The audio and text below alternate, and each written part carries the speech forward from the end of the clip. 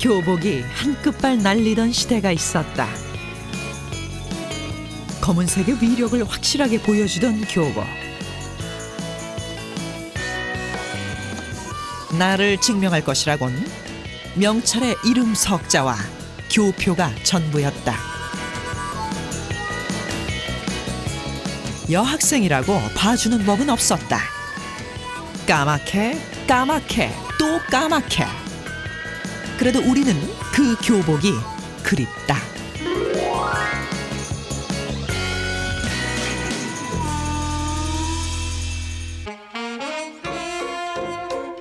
(1969년) 전국의 중학교에 상상도 못할 지시가 내려진다. 바로 교복 통일. 그때 이후로 전국의 중고등학교 200만 청년 학도는 똑같은 교복을 입어야 했다. 핵일화 교육의 산물이었던 교복. 어머니도 입학식에서 내 아들을 못 찾을 정도였다. 중학교 입학식을 할 때는 누구나 다 똑같이 막 다 까만 교복을 입고 교정에 서 있다 보니까 우리 엄마가 날 찾을 수 있을까? 나는 이제 정말 먼지에 불과해 막 이런 생각도 들고. 어디 그뿐인가. 교복에 살벌하게 자른 까까머리는 여드름 청춘의 열기도 단숨에 함락시켰다. 당시의 교복은 단순한 의복이 아니었다. 학생의 상징, 미래를 짊어지고 나갈 검은색 부대의 소속됨을 의미했다. 애들은 못 입는 옷, 그래서 교복을 입으면 우쭐해지기도 했단다. 이제 애들에서 청소년으로 올라갑니다. 그러니까 애들에서 형이 되는 겁니다. 형. 동네 애들한테 이제 형 소리 듣는 거예요. 그리고 쭉 형들도 그렇게 해왔는데 점잖아집니다. 그리고 각오가 새롭습니다. 정말 공부를 열심히 해서 우리 집안 살려야 되겠다. 교복이라는 힘이 바로 그런 게 있어요. 그러니까 앞만 여기 뭐 인치 넓히고 뭐 평창하고 다녀도 교복은 교복이에요. 더 이상 나쁜 짓은 못합니다. 정말로 그랬다. 성인 영화 간판에 가슴이 방망이질 쳐도 교복만 입혀놓으면 얌전히 발길을 돌렸다.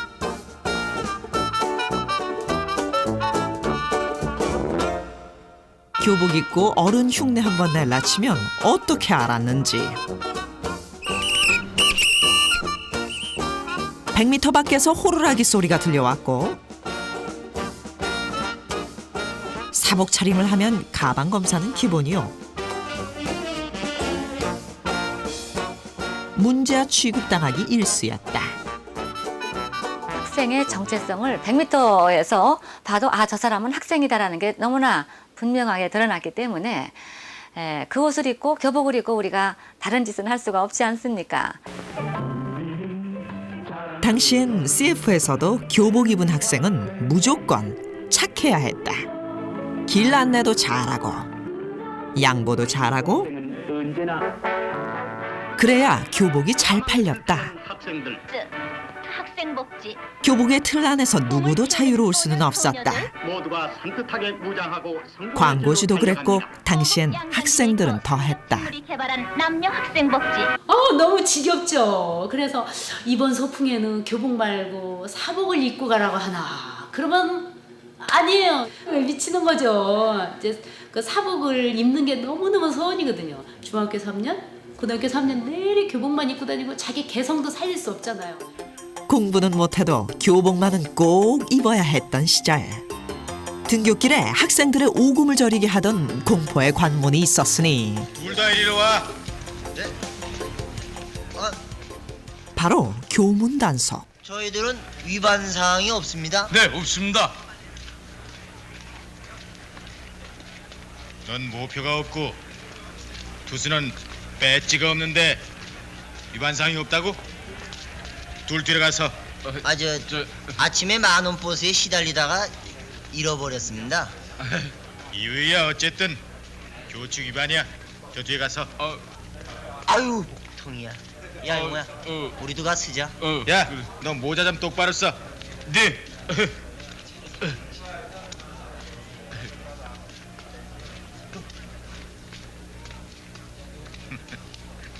나무가 가까이 있어서 그 나무를 타고 올라오면 그 담장을 넘을 수 있잖아요.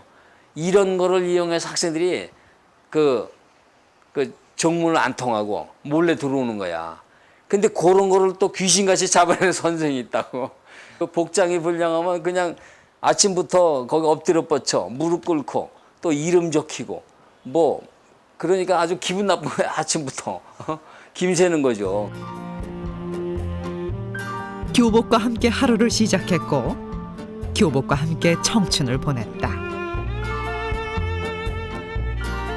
그래서 사춘기 하면 교복이 먼저 떠오른다.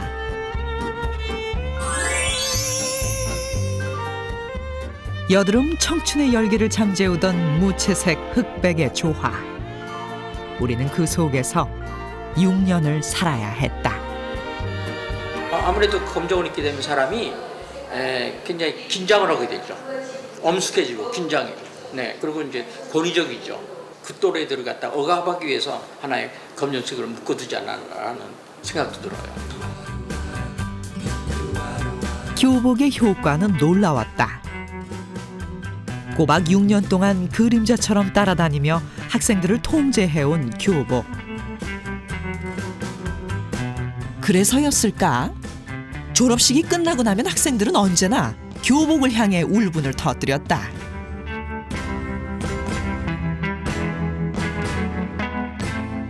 밀가루 세례는 기본이요. 그것도 모자라 사이에 너덜너덜해지도록 찢는 일도 예사였다. 그렇게 학생들은 교복과 안녕을 고했다. 졸업식. 교복의 순환이 마냥 즐거운 사람이 또 한 명 있었으니 바로 이 사람 세탁소 주인이다. 저 옷이 귀했던 시절이라 많이 수선을 많이 해입었어요. 저좀 뭐 형들이 입던 거 형이 졸업하면 동생이 물려받아 가지고 자기 몸에 맞출 때 그때는 60년대 말에는 좀 바지통을 좀 다시 뭐 좁게 이렇게 수선해가 입었고 또 졸업하면 형들이 또 찢어진 옷 이런 것도 다시 누벼가지고 아예 그냥 세탁소에서 누빌 때 그때 당시 형의 그 유행에 맞도록 좀 고쳐달라고 그렇게 참 사정하는 학생들이 더 많았어요. 대물림의 단벌 교복이었지만 그래도 멋은 부려야 했다. 이걸 갖다가 주름 있는 부분만 이제 밥을 갖다 칠하죠. 손수건에 사가지고 그러면 손수건 밥을 사가지고 문지르면 이 밥이 이거 진흙에서 요 새 나와요. 요 주름 부분에 딱 새 나오면 그렇게 다림질로 밖에서 착 다리면 그 주름이 빠져져가지고 좀 하루 이틀 그냥 입었죠. 남학생들이 바지 주름에 목숨을 걸었다면 여학생들은 하얀 칼라에 목숨을 걸었다. 매일 세탁은 물론이요 빳빳하게 풀을 먹여서 자존심처럼 세웠던 새하얀 칼라. 당시에는 여학생의 상징이나 마찬가지였으니 흰 칼라는요 여성의 그 청결, 그 미의 심볼이에요. 그래서 그게 빳빳해야 돼요. 빳빳하고 그 다음에 화이트, 눈이 부실 정도로 화이트해야 돼요. 그래야 그걸로 그 남학생들 시선을 탁 끌 수 있거든요. 내일 쉬어? 쉬면 나랑 영원 한편 때릴까? 꿈 많은 여고 시절. 남학생들의 뜨거운 시선을 어찌 포기할 수 있으랴. 새하얀 칼라가 유난히 돋보이던 그녀. 조명빨, 화장빨보다 더 무서운 게 바로 그녀의 새하얀 칼라였다.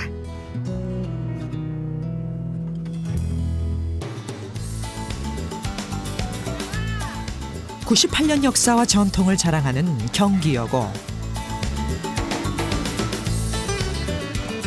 이 학교에서는 아직도 그 옛날 흰 칼라의 감색 치마를 교복으로 입고 있다. 고전적이니까 사람들 많은 데 가면 쳐다보고 그러는 건 있어요. 전통도 있고요. 보면 다 경기여고인지 알잖아요. 하지만 70년대 당시 공부 잘하기로 유명한 경기여고 학생들은 두루뭉실 단발머리에 전통만을 중시하는 촌스러운 교복이 가장 큰 불만이었다. 멋을 좀 내려고 해도 서슬시퍼런 선생님 때문에 시도조차 할 수 없었다. 그래서였을까? 어쩌다 교복 예쁜 학교의 친구들을 보면 그렇게 부러울 수가 없었다.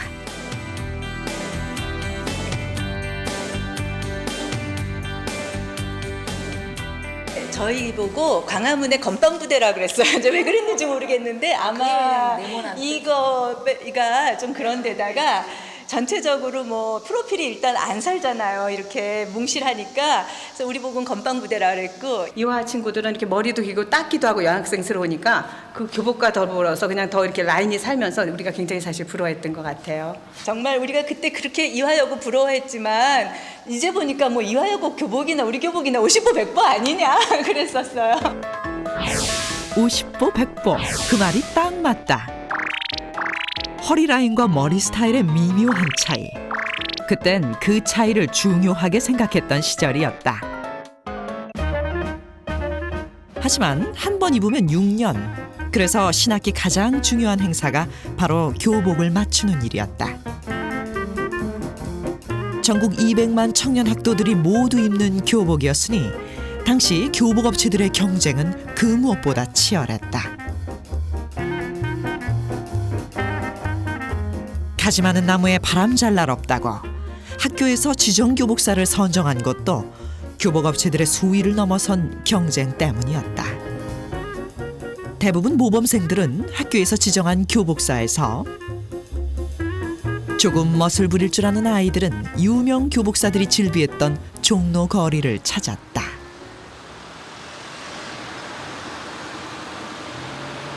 (60년대) (70년대는) 이 거리가 전부 그 학생 교복거리로 여기가 아주 명판이 날렸던 데입니다. 어디서부터 어디까지가? 지금 종로 내거리에서부터 요 위에까지.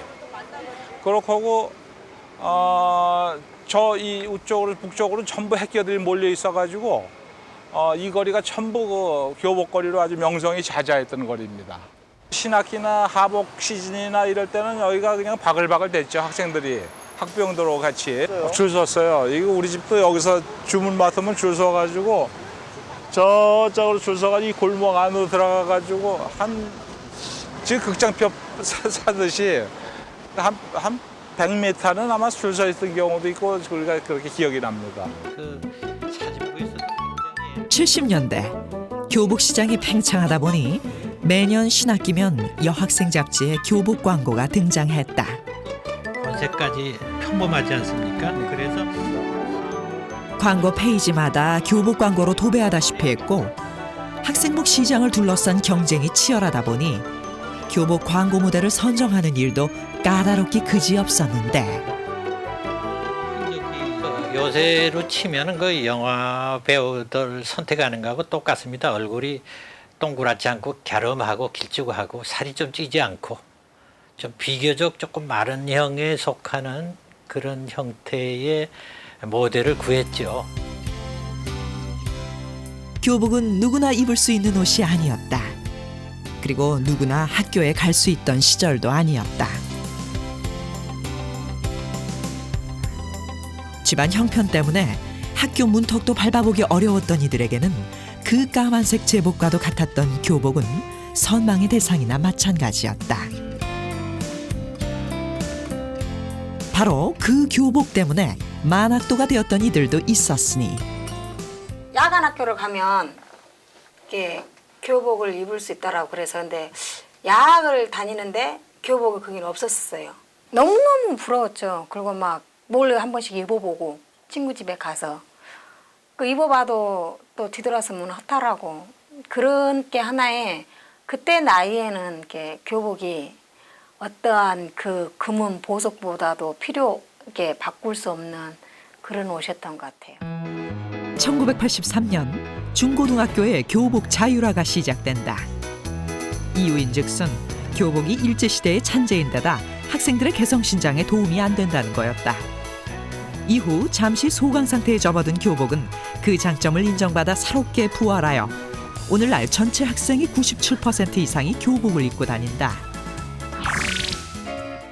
조금 더 화려해진 교복. 그 시절 교복 세대에게는 그 옛날 교복의 정이 더 간다. 제가 생각하는 교복은 옷에 대한 전체였어요.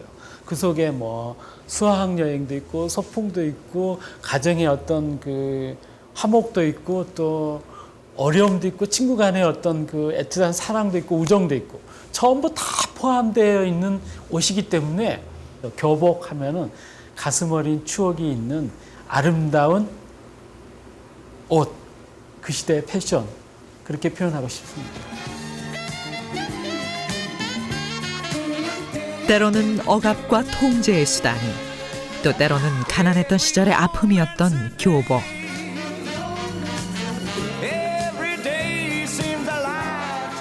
그러나 우리는 교복을 뇌리에서 지우지 못한다.